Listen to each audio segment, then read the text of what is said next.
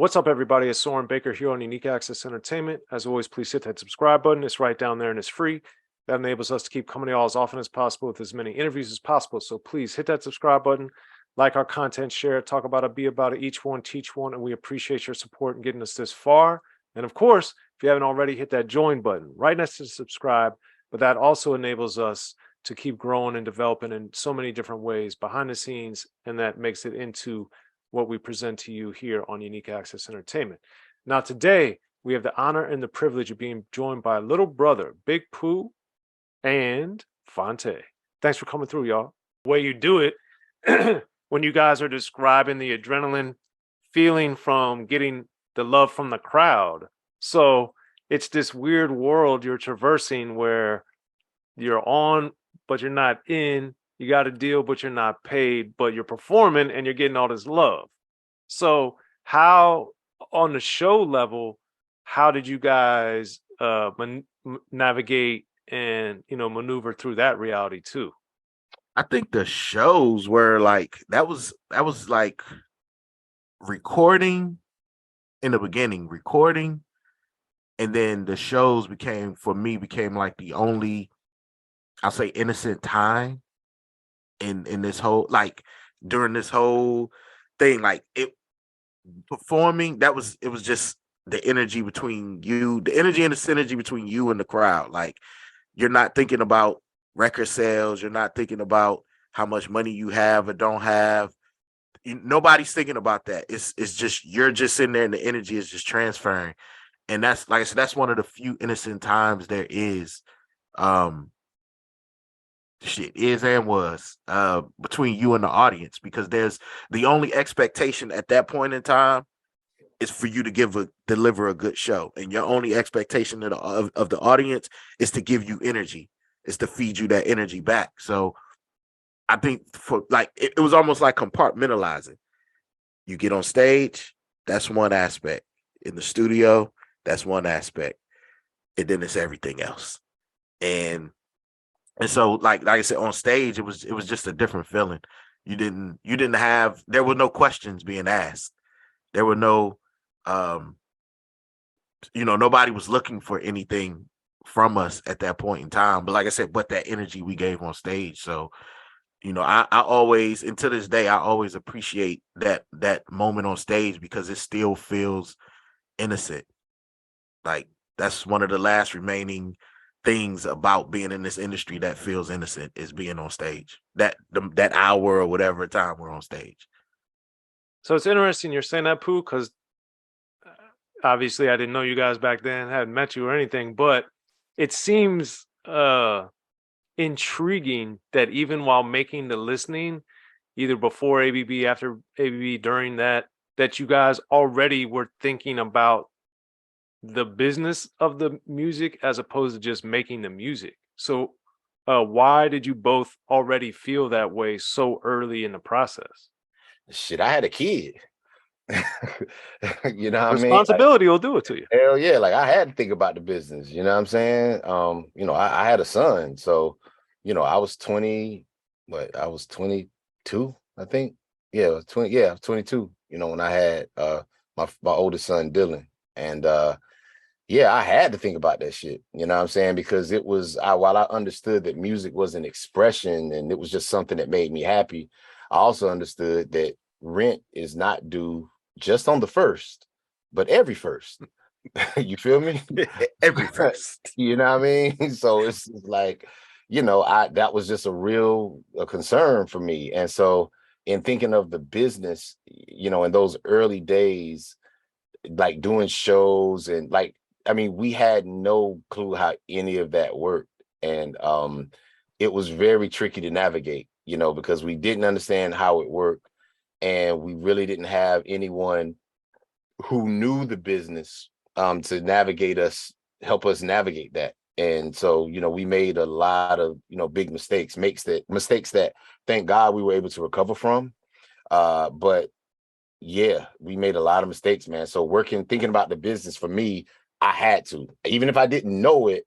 I've never been the person that is just, I'm just the artist and I'm just an artist and it's just about my art and I just create. And No, I'm a fucking business. I'm in the business of my art. You know what I mean? I love making art, but that shit is a business, and I want to put myself in the best position to eat off of my art.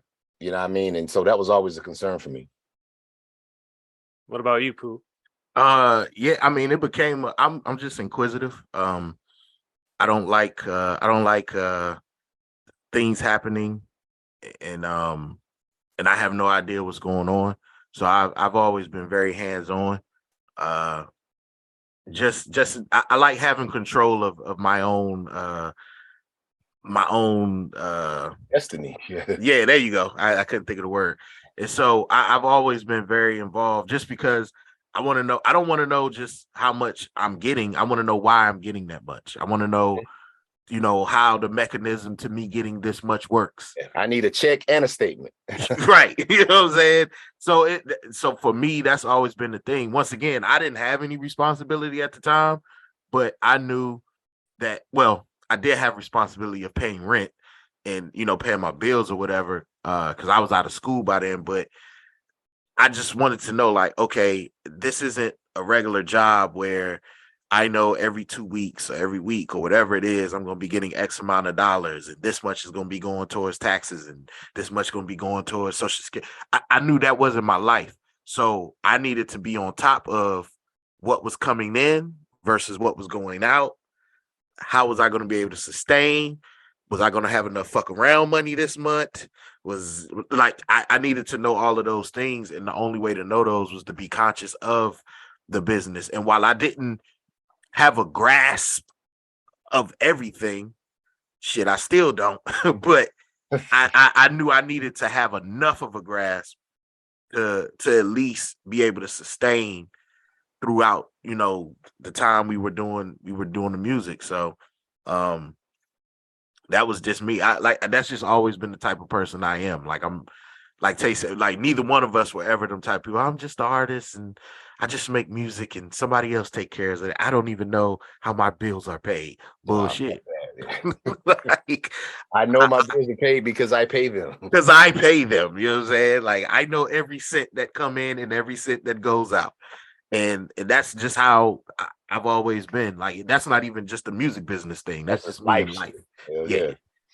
Yeah, I've always been curious when people are so hands off with such important matters, but it happens all the time.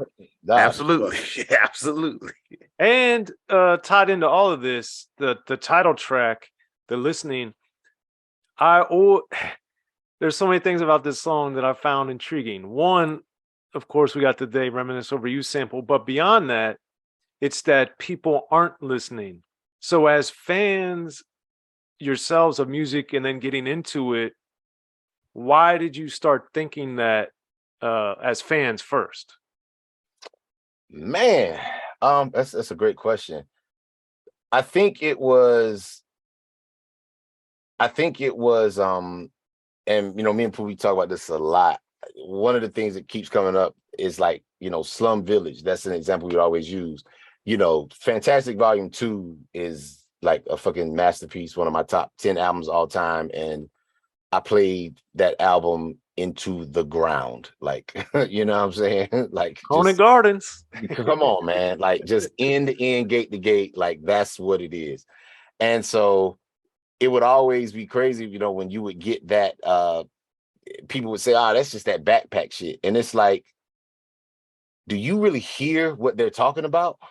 You know what I'm saying? Like, do you really hear, like, Climax is about a threesome? Like, that is not, these niggas is not rapping about saving Africa or whatever the fuck you think backpack rap is. Like, like Coney Gardens was not about, like, let's get a voter registration in Coney Garden. Like, nah, like, it wasn't about horticulture either. Right. Right. You know what I mean? It's like, these is real dudes. You know what I'm saying? They just make really, in the packaging of it is really elegant and, soulful and warm and just, vibrant. But like, you know what I'm saying? But these words, these words is something else that are coming out of my mouth. Yeah. So that was what I think, just the example. But yeah, but we was just like, niggas ain't listening. It was like, yeah, y'all are just taking and looking at it and thinking this is what it is based on how it looks. But you're not really listening to the stories, that we're telling, and that was what drove that for me. That was what drove that for us. And on a personal level, I always felt the same way as y'all were depicting it, the number on the CD, like, oh, track 2. I'm like, yo, that's not what the song is called. It's not track 2. Right. It's groupie part 2. It's like, no, what are y'all doing? Yeah, man. And I mean, but even now, though, I will say, so I think that is even amplified more because, back in our day, it was the CD and people just say track 2. And it's like, oh my God. Now I notice if someone asks me, so what do you listen to these days? I'm like, oh man, I'm listening to, and I have to stop and think. I'm like, now granted, my Spotify is going, like, I'm always listening to stuff, but I'm just like, damn, well, it's this one song I like from this Pearl. Okay, have you ever heard this? Like, the internet and just the way we consume music now, it just totally removes all context. You know what I'm saying? And you can't even remember, like, well, what was the first time I heard this song? Where was it's like, damn, well, where was I? Like, was I in my car? Was I just, like, where was I? Like, did I Shazam this from an episode of fucking Stranger Things or whatever? Like, it removes context. You can't remember. And so I think that's even now, it's worse than just calling it track 2. It's like, shit, I can't even tell you what track it is. Or the artist name sometimes. Yeah, right, straight up. I like it when it come on though. It's shit out when it play. You know what I mean? We've become what we hate. No, you know what I'm saying? Straight up, bro. But that's the trick of it. And as the song went on, though, I was also curious because I had my guesses. I was like, are they dissing the Wu here? Are they dissing? Absolutely not. I know. Absolutely. But then I was like, but is it dissing Ultramagnetic? I was like, what is going on at Definitely not Ultramag. It was, I mean, first off, we would never, all of the things that we did on the listening from like So Fabulous, imitating like Coogee rap and Pooh, MC and Ma, people call me Pooh. Like, you know what I'm saying? Like, that was just, us paying homage, what I'm saying? And really just showing that honor, that love and respect, to our heroes.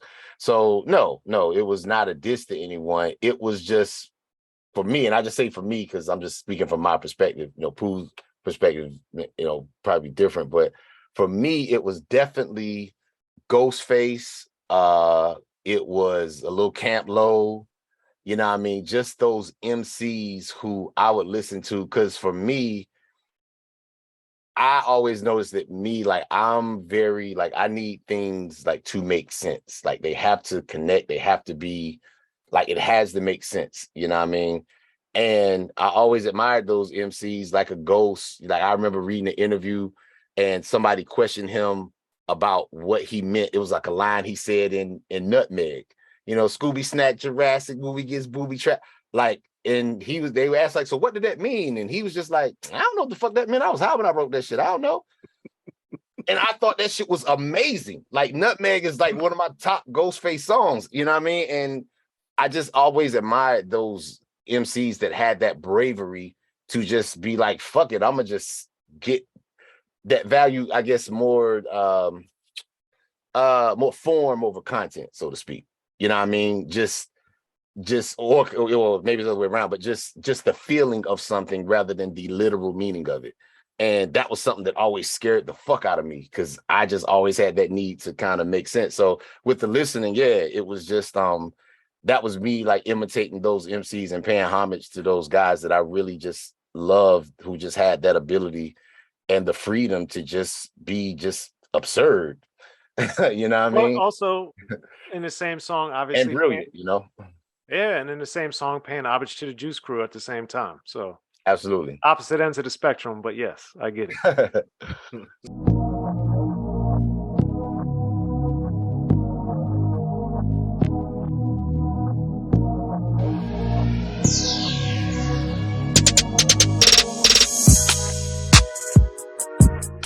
Be sure to check out the History of Gangster Rap by Soren Baker. He's official. History of Gangster Rap features exclusive interviews with Ice-T, Snoop Dogg, MC Ren, the D.O.C, and dozens of others. The History of Gangster Rap, a definitive look at how Los Angeles changed rap forever. In Los Angeles, the streets definitely set the tone of the hip-hop music. At 19, I got a $50,000 car. My whole angle always was, I'll be street, but I will always tell you the horrors that go along with this life. It would be penalties and casualties for just wearing the wrong color in somebody's neighborhood. And once gangster rap made it from the streets to the TV, the genre exploded. With Fab 5 on Yo MTV Raps with NWA. Yo MTV, it just catapulted us from being local heroes to national gangbang rappers. The History of Gangster Rap discusses it all from 1980 up till today. It's always gonna be shit happening in the streets.